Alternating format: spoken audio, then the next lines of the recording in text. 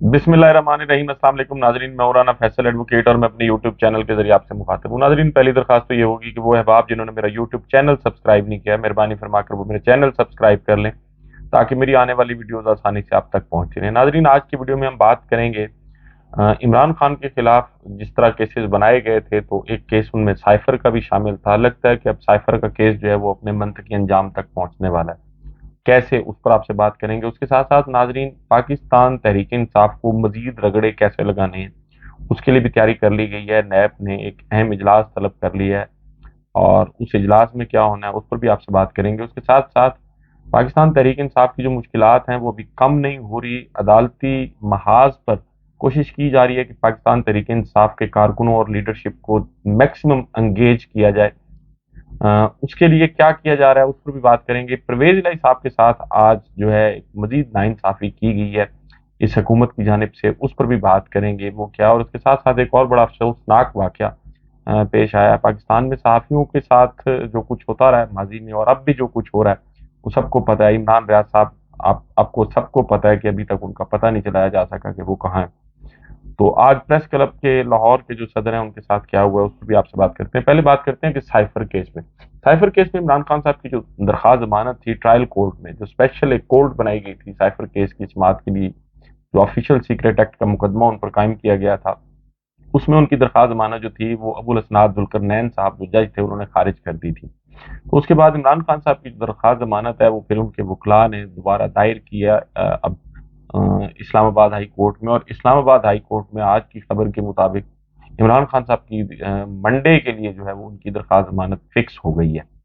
और अगर उसका, मैं पहले भी अपनी वीडियोस में बात कर चुका हूँ कि अगर इसका भी केस का फैसला मेरिट पे किया जाता है तो इस केस में भी कुछ नहीं है। मुख्तसर सा मैं दोबारा अर्ज कर दूं कि इमरान खान साहब पर उस एफआईआर में, जो साइफर वाली एफआईआर दर्ज की गई है, उसमें ये कहा गया है कि इमरान खान साहब ने साइफर को सियासी मकासद के लिए इस्तेमाल किया। दुश्मन जो इस मुल्क के दुश्मन हैं और उनके जो इरादे हैं इस मुल्क को नुकसान पहुंचाने के, इमरान खान साहब ने उन इरादों को पूरा करने में एक किस्म की उनकी मदद की, कौमी सलामती को नुकसान पहुंचाया, दोस्त ममालिक के साथ ताल्लुकात खराब किए, साइफर को गैर कानूनी तौर पर अपने कब्जे में रखा। बनी गाला में एक इजलास का ये हवाला दिया गया कि उस इजलास में भी साइफर को सियासी मकासद के लिए इस्तेमाल करने की साजिश तैयार की गई। ये सिंपल सा इल्जाम था जो इमरान खान साहब पर था, जिसमें उनकी दरखास्त जमानत खारिज की गई।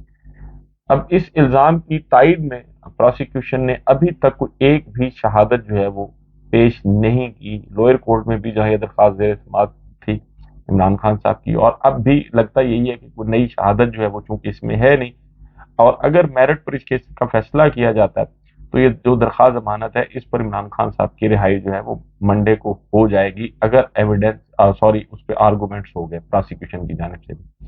अमूमन होता यही है कि इमरान खान साहब के केसेस में प्रोसिक्यूशन की जानिब से हीले बहाने जो हैं वो बहरहाल किए जाते हैं। कभी तैयारी नहीं है, कभी प्रोसिक्यूटर नहीं है, कभी वकील नहीं है, कभी कोई नहीं है, कभी कोई नहीं है। लेकिन इसमें भी अब जो साइफर वाला केस है, लगता यही है कि वो मंतकी अंजाम तक पहुंचने वाला है। उसके साथ साथ नाजरीन, आज जिनाह हाउस हमला केस जो था वो भी जेर समाअत था इंसदाद दहशतगर्दी की अदालत में। बुनियादी तौर पर ये 9 मई को जो तोड़ फोड़ घेराव जलाओ के मुकदमात थे वो चूंकि कायम हुए थे, तो उन मुकदमात में एक जिनाह हाउस हमला केस भी था, तो उसकी भी आज समाअत हुई। तो उसमें जो प्रोसिक्यूशन डिपार्टमेंट है, प्रोसिक्यूशन डिपार्टमेंट ने एतराज लगा दिया उस चालान पर जो पुलिस ने पेश किया था। उसमें बगावत की बुनियादी तौर पर दफा शामिल की, यानी बगावत, रियासत से बगावत, पाकिस्तान से बगावत दूसरे लफ्जों में, तो उसकी दफा शामिल की गई थी। तो लेकिन प्रोसिक्यूशन ने उस पर एतराज लगा दिया कि जी बगावत पर उकसाने की तमाम वीडियोज जो हैं उसको चालान का हिस्सा बनाए। तो जो स्पेशल प्रोसिक्यूटर थे फरहाद अली शाह साहब, उन्होंने 3 दिन में वो तमाम ऑब्जेक्शन दूर करके चालान दोबारा पेश करने की यकीनदानी करा दी है। अब ये भी काबिल गौर बात है कि इस केस में सेनेटर एजाज चौधरी साहब, पाकिस्तान के जो पंजाब के जो गवर्नर थे उमर सरफराज चीमा साहब, असद उमर साहब, शाह महमूद कुरैशी साहब, और इसमें इमरान खान चेयरमैन पाकिस्तान तहरीक इंसाफ और दीगर लोग शामिल हैं। यानी पाकिस्तान में सेनेटर, गवर्नर, इस मुल्क के वजीर आजम साबिक, और इस मुल्क के साबिक वजीर खारजा, इस मुल्क के साबिक वजीर खजाना, ये सारे लोग जो हैं ये रियासत से बगावत पर उकसाने के मुल्जम करार दिए गए हैं। अब इस पर जब ये दोबारा चालान आएगा وہ اعتراضات جو پراسیکیوشن کی جانب سے کیے گئے تو پھر اس کیس کی باقاعدہ سماعت جو ہے وہ ہوگی۔ ابھی تک اس کیس میں جو درخواست ضمانت ہے وہ ان میں سے کسی شخص کی درخواست ضمانت جو ہے وہ منظور نہیں ہوئی ابھی تک۔ اس کے ساتھ ساتھ ناظرین ایک تو یہ کارروائی تھی، دوسری جو ہے وہ آپ کو پتا ہے کہ نیب کے جو پچھلے چیئرمین تھے انہوں نے ریزائن کر دیا تھا، ان کی کچھ ریزرویشن تھے، کچھ تحفظات تھے کچھ کیسز کے حوالے، خصوصاً جو توشہ خانہ والا Al-Qadir trust case 190 million pound case, اس پر ان کا جو نقطہ نظر ہے وہ اس وقت کے حکمران جماعت سے مختلف تھا، تو جب ان پر زیادہ دباؤ ڈالا گیا تو انہوں نے مستعفی ہونا جو ہے وہ مناسب سمجھا۔ اب جو ہے وہ آپ کو پتہ ہے کہ ایک دو جو ہے وہ اہم عہدیدار نیب کے، ایک ڈپٹی چیئرمین نیب ظاہر شاہ صاحب انہوں نے بھی کچھ دن پہلے ریزائن کر دیا تھا، اور اس سے پہلے جو نیب کے پروسیکیوٹر جنرل تھے اصغر حیدر صاحب انہوں نے بھی ریزائن کر دیا تھا۔ تو اب جو ہے ایک اہم تعیناتی وہ بھی کر دی گئی ہے، جو اکبر تارڑ صاحب تھے قائم مقام، ان کو پروسیکیوٹر جنرل تعینات کر دیا گیا، اس سے پہلے وہ ایڈیشنل پروسیکیوٹر جنرل تھے۔ تو اب ایک اجلاس طلب کیا گیا ہے منڈے کو، جس کی صدارت جو ہے وہ چیئرمین نیب جناب جنرل ریٹائرڈ نذیر احمد بٹ صاحب کریں گے، اور اس کا ایجنڈا جو ہے وہ کیا ہوگا اس پر بات کرنا مشکل نہیں ہے۔ اس کی ریزن یہ ہے کہ ایک تو سپریم کورٹ آف پاکستان نے وہ نیب ترامیم کیس جو تھا اس کو فیصلہ کر دیا ہے، اور وہ جو ترامیم کی گئی تھی اس کو ختم کر دیا ہے، کالعدم کر دیا، اور وہ تمام پرانے کیسز جو ہے وہ کب کھولے جائیں گے، کیسے کھولے جائیں گے، یا کھولے بھی جائیں گے یا نہیں کھولے جائیں گے اس پر بات ہونی ہے۔ لیکن نیب ذرائع کے مطابق کہ نیب نے وہ کیسز جو بند ہو چکے ہیں ان کے بارے میں شاید یہی فیصلہ کیا ہے کہ ان کیسز کو دوبارہ جو ہے وہ نہیں کھولا جائے گا۔ اور اس کے بعد جو ہے وہ پاکستان مسلم لیگ نون کی طرف سے پھر ایک یہ بات سامنے آ گئی ہے کہ نواز شریف صاحب جو ہے وہ اپنے شیڈول کے مطابق 21 سپٹمبر کو ان کی فلائٹ ہے وہ پاکستان آئیں گے۔ لیکن پاکستان میں پولیٹیکل انجینئرنگ کے لیے نیب جتنی دیدہ دلیری اور دھڑلے سے اس وقت اپنی طاقت کا استعمال کر رہا ہے، نیب اور خصوصاً جو اینٹی کرپشن ڈپارٹمنٹ ہے، اینٹی کرپشن ڈپارٹمنٹ بھی آج پرویز الہی صاحب کو اڈیالہ جیل سے رہا کیا گیا، لیکن انہیں پھر گرفتار کر لیا گیا اینٹی کرپشن ڈپارٹمنٹ کی جانب سے۔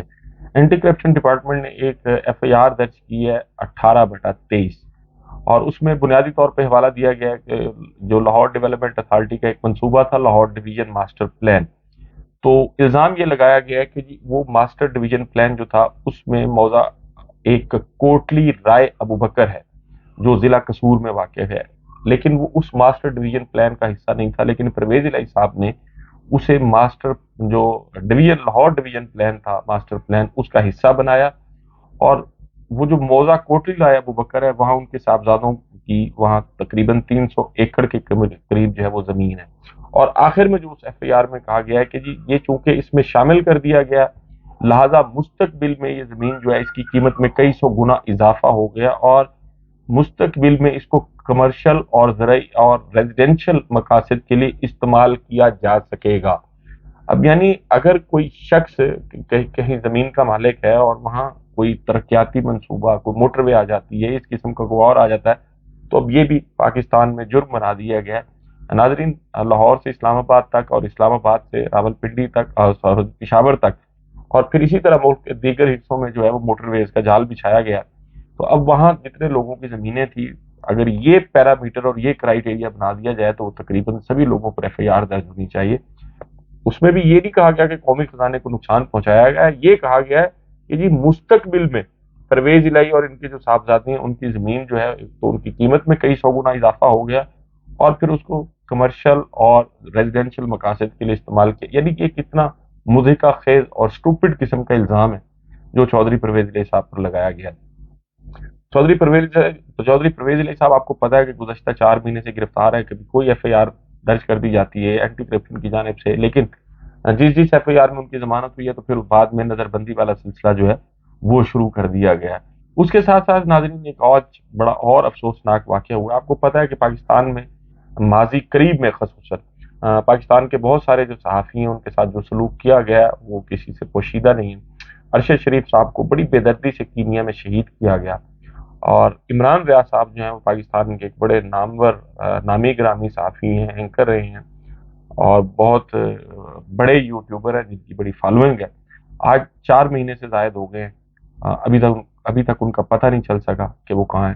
صوبے کی سب سے بڑی عدالت میں جو چیف جسٹس ہے उन्होंने भी कई दफ़ा कहा है कि जी उनको पेश किया जाए, लेकिन आईजी साहब कभी कोई बहाना बना देते हैं, कभी कोई बहाना बना देते हैं और आज तक उनको पेश नहीं किया गया।